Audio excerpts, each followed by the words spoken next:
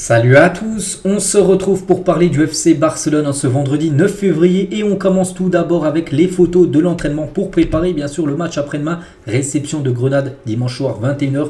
Tout d'abord Ter Stegen lors de l'entraînement du jour, enfin peut se lever, enfin le retour de Ter Stegen qui devrait recevoir le feu vert médical soit aujourd'hui soit demain. Voilà, dans le week-end pour jouer bien sûr cette rencontre et enfin remplacer Inaki Peña qui a eu du mal quand même voilà, ces derniers temps. Donc le jeune Faye, le jeune joueur sénégalais s'est entraîné aujourd'hui avec l'équipe première, ça fait plaisir.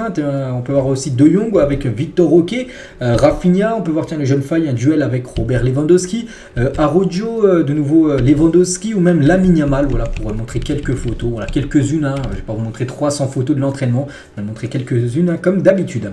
Donc le programme pour le Barça pour les prochaines rencontres, donc Barça-Grenade, donc c'est après-demain, on en parlera beaucoup là, demain et surtout dimanche. Ensuite, ça sera un déplacement au Celta Vigo, puis après, ça sera la Champions League, déplacement à Naples le 21 février prochain, là dans 12 jours à peu près. Ensuite, Retafe, Bilbao, Mallorca, puis après déjà le match retour, cette fois-ci au Stade Montjuïc contre l'équipe du Napoli.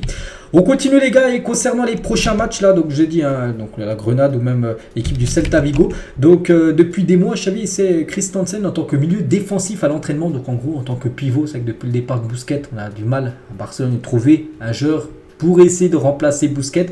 C'est pour ça qu'il est souvent utilisé Christensen dans ce rôle-là pour potentiellement jouer ce match, enfin les futurs matchs là, et peut-être le match contre Naples, il pourrait être utilisé en tant que pivot.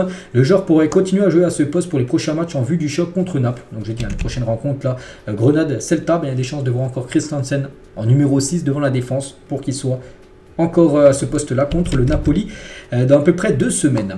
La une du journal Mundo Deportivo aujourd'hui, ça parle de la sélection d'entraîneurs. On sait maintenant Xavi, c'est officiel, quittera le club en fin de saison. Et il y a des noms, Arteta, Luis Enrique, De Zerbi, Hansi Flick, Xabi Alonso. On en parlera tout à l'heure un peu des entraîneurs, mais voilà.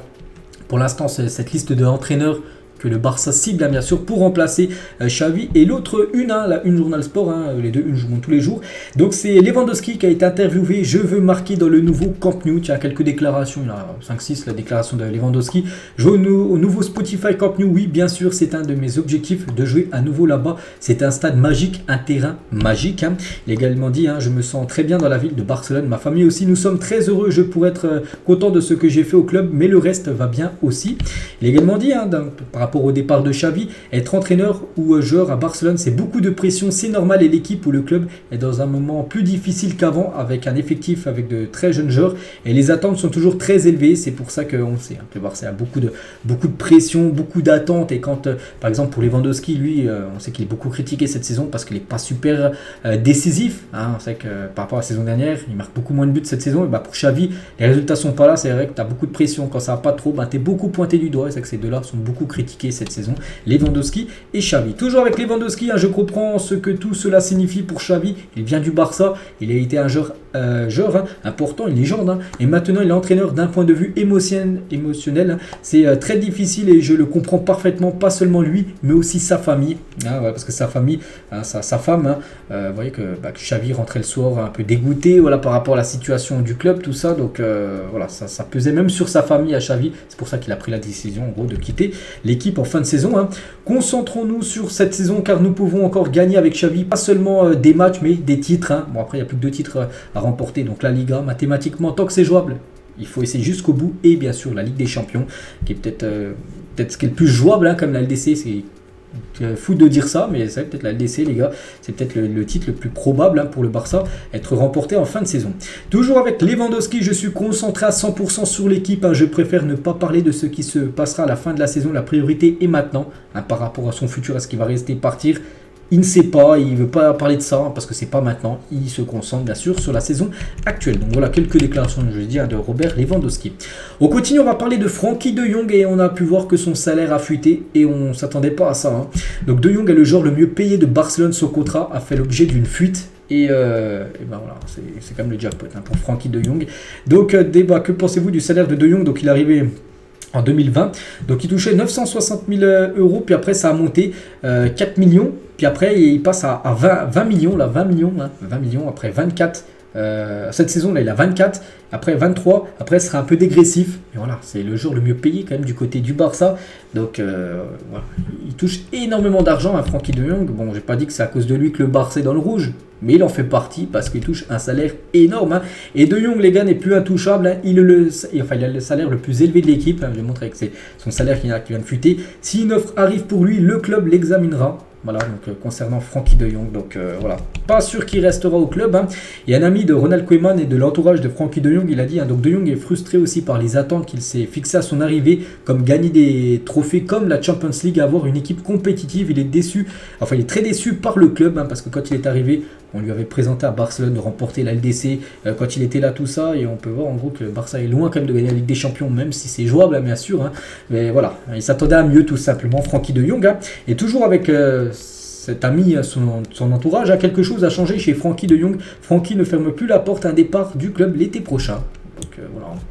Est-ce que c'est une bonne nouvelle ou pas? J'en sais rien. Quand on voit le salaire, ça ferait un énorme salaire en moins à payer. Mais après, on sait l'importance du joueur. Après, il y a d'autres joueurs en Europe. Allez peut-être recruter pour remplacer de Jong. Peut-être qu'ils coûteront moins cher en salaire. On verra. Mais voilà, il peut être transféré l'été prochain. Frenkie de Jong. Le Barça fait partie des clubs intéressés par la signature d'Adrien Rabiot l'été qui arrive. Hein. Il deviendra joueur autonome, c'est-à-dire libre hein, à la fin de la saison. Tiens, on parlait de Jong, les gars qui coûtent très cher. Bah, pourquoi pas le remplacer, vendre de Jong et prendre Rabiot. Un Rabiot qui pourrait arriver gratuitement. Rabiot, les gars, c'est pas un joueur faible. Hein, c'est un très bon footballeur, Rabiot. Hein, je pense qu'il est aussi bon. Il peut avoir un impact énorme hein, du côté du Barça. Après, tu vois avec lui le salaire. Ah, tu lui proposes moins que ce qu'a de Jong. Donc, je pense que ça peut être gagnant-gagnant. Voilà, si De Jong venait à quitter le club, tu récupères une grosse somme d'argent, moins de salaire à payer et tu enregistres la signature gratuite hein, d'Adrien Rabiot. Et aussi ce joueur, les gars, donc c'est Amadou Onana et Deco, directeur sportif du club, a déjà contacté Everton pour le joueur belge. Hein. Donc Everton demande 60 millions d'euros pour sa signature, donc, mais le Barça ne peut pas aller aussi haut. Bien sûr, 60, c'est hors de question, c'est pas possible. Deco a dit au joueur que si Everton le laissait partir pour 40 millions d'euros, là c'est un peu plus jouable. Hein. Le Barça présenterait une offre pour Onana. Voilà, donc voilà ce qui se dit concernant ce joueur qui peut aussi être peut-être le remplaçant, pourquoi pas, de Frenkie de Jong. Les options du club pour remplacer Xavi, donc on a parlé tout à l'heure avec la une, hein, souvenez-vous, un journal Mundo Deportivo, donc voilà, c'est coach, hein, et parmi ces coachs, donc il y en a un vraiment des fois qui sort du lot, hein, c'est Hansi Flick, et dans le vestiaire du Barça, on aime beaucoup Hansi Flick, c'est vrai que souvent, j'entends qu'Hansi Flick, peut-être l'option numéro 1 du club, hein, pour bien sûr prendre la relève de Xavi. Bon, il y a Klopp, c'est un rêve, un Klopp, parce que pas sûr qu'il puisse s'entraîner encore, parce qu'il voulait prendre une année sabbatique. Guardiola, c'est un rêve également, mais on va rester à City. Et Hansi Flick est peut-être l'option la plus crédible, tout simplement, parce qu'on peut avoir des autres coachs. Hein. Xabi Alonso, ça va être compliqué, parce qu'il pourrait peut-être aller à Liverpool. Arteta, on le voit pas quitter Arsenal. Luis Enrique, il est au PSG, la même chose. 2h, je crois qu'il a Brighton, donc ça va être compliqué. Donc voilà, c'est bien sûr tout le monde compliqué, mais peut-être l'option la plus jouable, Hansi Flick. Et si un entraîneur est embauché, hein, ça sera parce qu'il accepte la situation du club. Hein. Le Barça ne pourra pas recruter 3-4 joueurs chaque été comme auparavant. Donc voilà, ça sera encore très limité, chercher les bons coups. On se souvient des gros coups qui ont été réalisés l'été dernier, avec par exemple un Gundogan qui arrivait gratuitement. Voilà, c'est ce genre de joueur que le Barça cible. Hein. Comme Rabiot qu'on a parlé qui est libre, voilà, ce sera ces jours-là que le Barça voudra faire. L'équipe célèbre l'anniversaire de Sergio Roberto hier. Je dis qu'il a fêté hier ses 32 ans, Sergio Roberto, hier le 8 février. Donc, il y avait une petite fête d'anniversaire avec un gâteau pour lui. Donc, voilà, encore bon anniversaire à Sergio Roberto qui quittera le club à fin de saison. Hein, c'est quasiment, on peut dire, officiel. Ferran Torres a donné son feu vert pour faire partie de l'équipe olympique espagnole. Voilà, donc il va certainement peut-être déjà jouer l'Euro. Mais une semaine après la fin de l'Euro, c'est le début des JO, et dans les JO, il y a un tournoi de foot, et en gros, il aimerait participer tout simplement à ces JO avec la sélection espagnole. Donc voilà les gars, tout ce qu'il y a à dire aujourd'hui sur le Barça. J'espère que ça vous a plu. On se retrouve demain samedi, bien sûr, pour le prochain numéro. Je vous souhaite une très bonne journée, et à demain.